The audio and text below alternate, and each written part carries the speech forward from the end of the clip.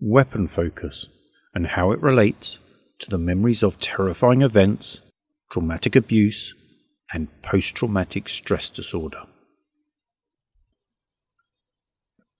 People can remain on high alert for decades after a terrifying event due to the vivid nature of their memory and its fidelity to survey for similar situations. In sudden and extremely threatening circumstances, people are instinctively induced to process the information they record to memory in a different way than they would do normally. The term weapon focus refers to this perceptual processing that forcefully redirects attention in milliseconds onto the source of the threat whilst excluding other information from being processed. People's subsequent memories are then overwhelmingly biased towards intensely threatening objects.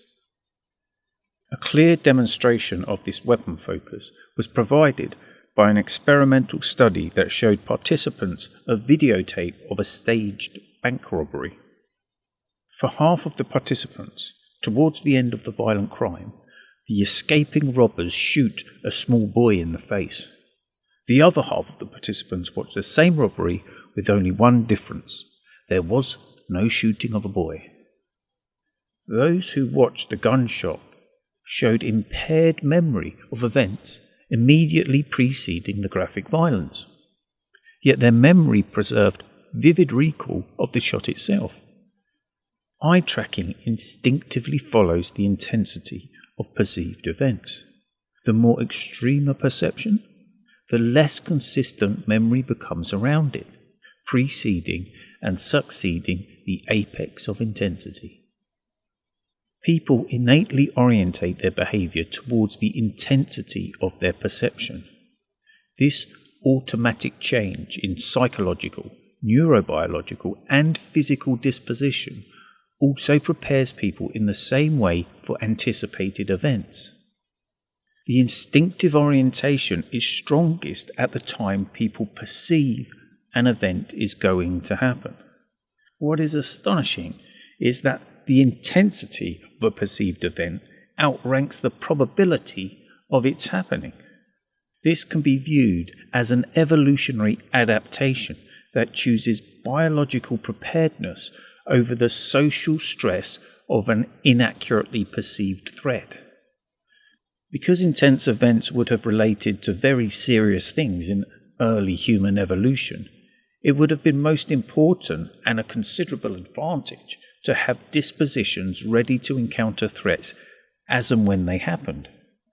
More intensity equals less conscious control. Automatic behavior is significantly related to how intensely affected people become.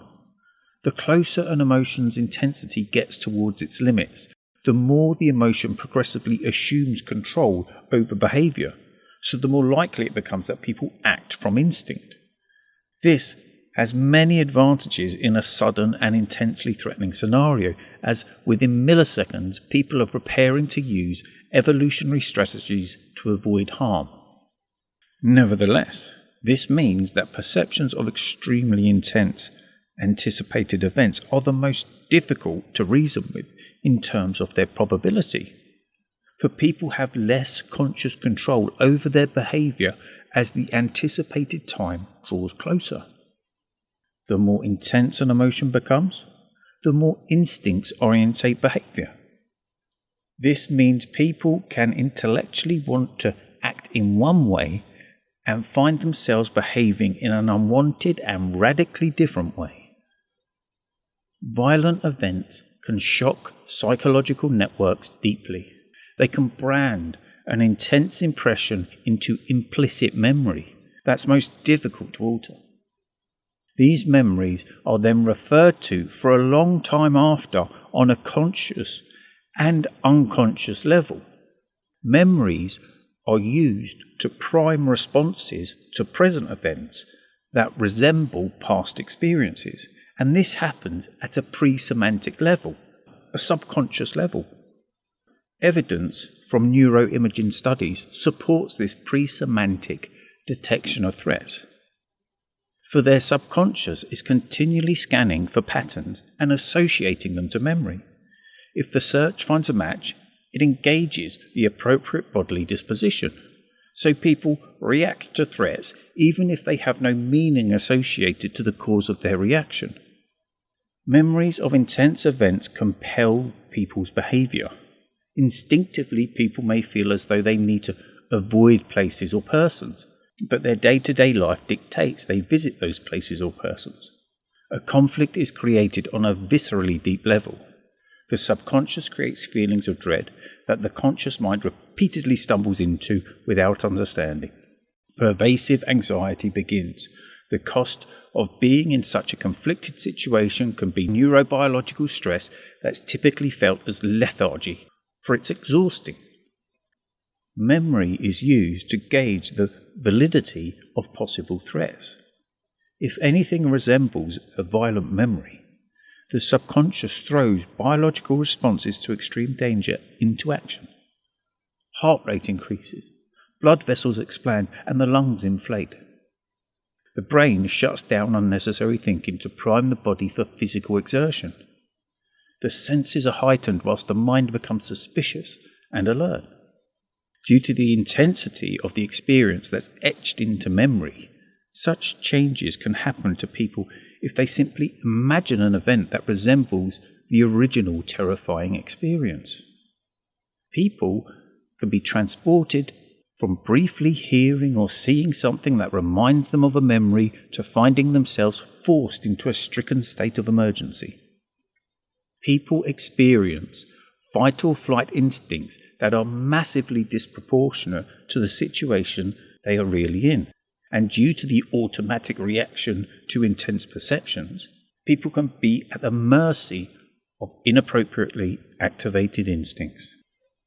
Terrifying events are rarely experienced and then dismissed because they remain in memory to evaluate ongoing events. Once terrible experiences are in memory, they are real possibilities.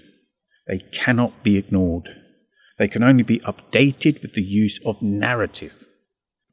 The fact that autonomic responses prepare for the intensity of a perceived event, even an imaginary one, rather than its probability, is difficult for most people to grasp.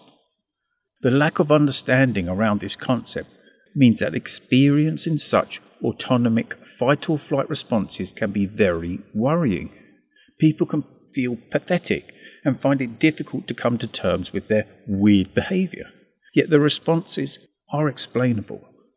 Consciously adding a narrative to the original experience helps the unconscious to distinguish if a present event is actually similar. People are generally unaware of how deeply moved they become by intense perceptions. Whether they are negative or positive, the intense perceptions that humans experience are responsible for ordering their lives.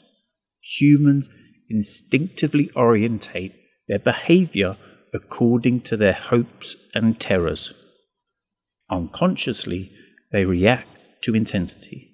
Unwittingly, viscerally and neurobiologically, interests and disinclinations are governed by the extremes of perception. For humans possess an innate ability that prepares them physically for the temporal ebb and flow of things. For more information, please look in the description below.